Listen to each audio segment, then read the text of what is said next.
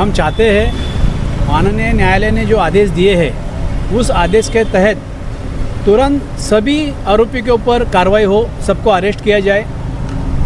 जो न्यायालय के आदेश है उस आदेश का पालन किया जाए। मैं विनती करता हूँ हमारे पुलिस स्टेशन को कि आप जल्द से जल्द इनके ऊपर कार्रवाई करें।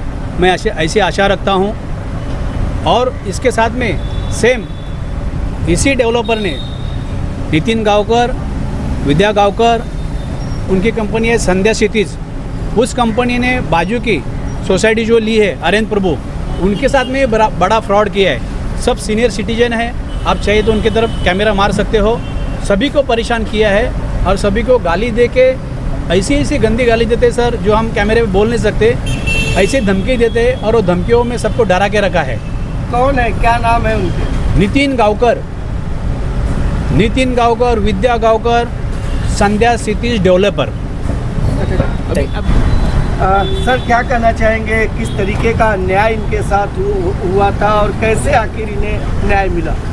देखिए, मेरे मुवक्किल जो है स्वाति मोरे और सूर्यकांत मोरे, इन्होंने एक दुकान यहाँ ख़रीदा हुआ है इसी बिल्डिंग में।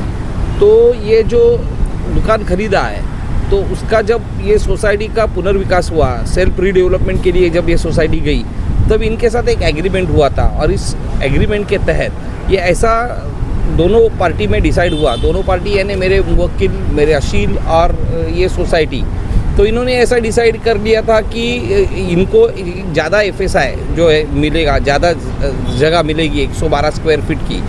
और वो 112 स्क्वायर फीट की जगह प्लान में बाद में नहीं वो दे पाए, उसमें से 79 जो है 69 फुट बाकी रहेगी।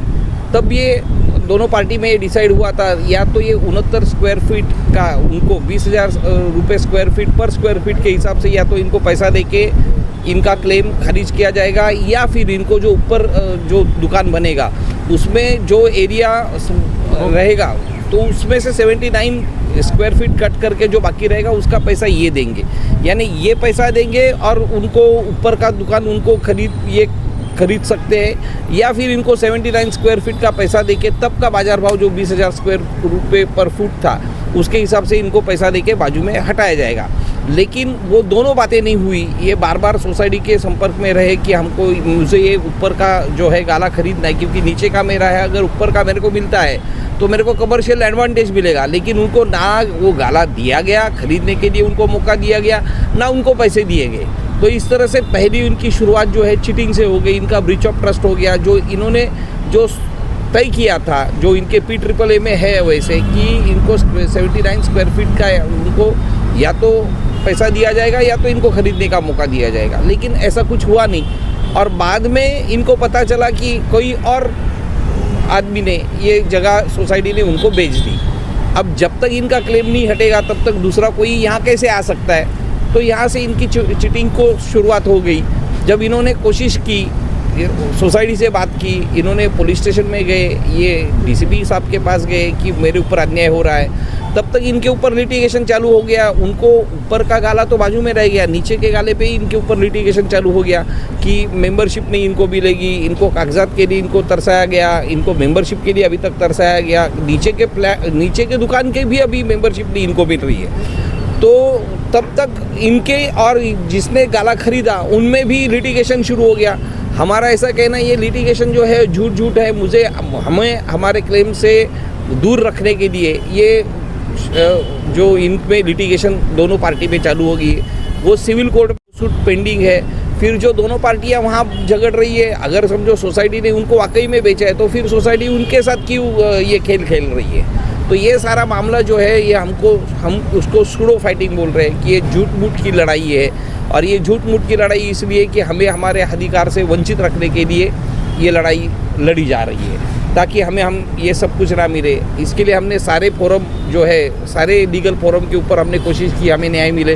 हम डेप्यूटी रजिस्ट्रार के पास गए, हम डिविजनल जॉइंट रजिस्ट्रार के पास गए, मुंबई के हाई कोर्ट के में जो उच्चतम न्यायालय है उसमें हमने गुहार लगाई है, फिर पुलिस स्टेशन गए, DCP साहब के पास गए, और फिर हमने वापस हमारा ये जो मामला है हमने माननीय न्यायालय में ये मामला उठाया और हमें वहाँ से ऑर्डर मिली है कि ये सारे मामले में जो भी लोग हैं उनके ऊपर केस फाइल हो जाए और 156(3) के तहत ये मामला CRPC के तहत ये मामला दर्ज हुआ है चारकोप पुलिस स्टेशन में। क्या क्या धाराएं लगी है और किन किन लोगों के ऊपर ये FIR कोर्ट के आदेश पे हुआ है? ये सोसाइटी के 11 जो मेंबर्स हैं और जिन्होंने ये शॉप खरीदा, ऐसे 13 लोगों के ऊपर ये मामला हुआ है।